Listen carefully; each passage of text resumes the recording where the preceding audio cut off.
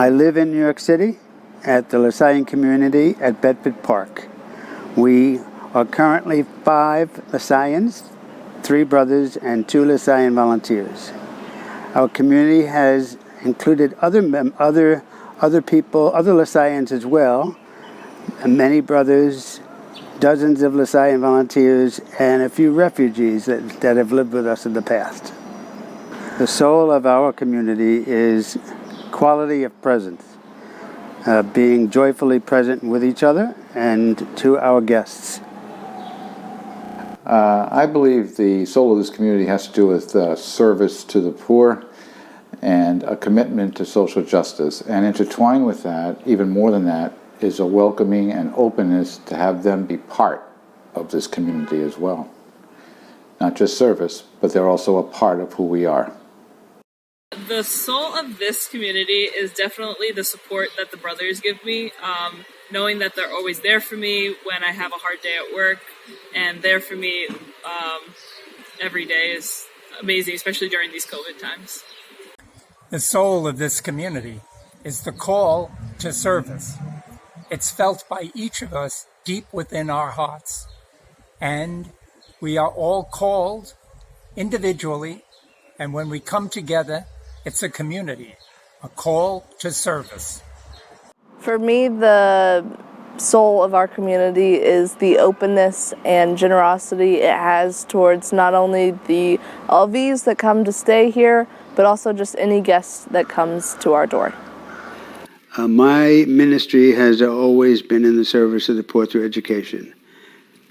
I've been involved in urban education in the high school level and the middle school level. These days, I am teaching English as a second language to adults here in the Bronx, in the South Bronx, in New York City. Okay. So the mission of our community, I think, really revolves around the dedication to service. I currently serve at Part of the Solution, or POTS, which dedicates itself to welcoming all those who come to its door. And especially right now in COVID times, it's really been focused on being a support to the community. My relationship to the Lasalian mission has definitely been better this year while working at the Academy of Mount St. Ursula as a volunteer, working with students and teaching them that they are worthy in the world and able to be into this, livelihood in this world. That's it. Good job. I don't know what to say. If Saint LaSalle was here today, he would tell us that we are the protagonists of the Lasalian mission. And so we are. We live the mission today. The way we do accompaniment in this community is, I know that when I was a basketball coach, the brothers would come to almost every basketball game and support and cheer not only me on, but the entire team of Academy of Mount St. Ursula. Accompaniment for us is, first of all, presence to each other. Vertical or horizontal. Secondly, listening to each other deeply. And third, willingness to share one's own experience with others. This is the way we grow an accompaniment.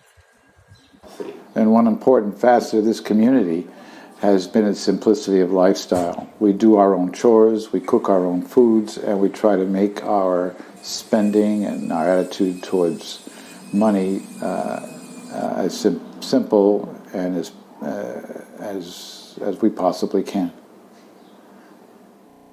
In this community, I have learned that I need to pay attention to generativity.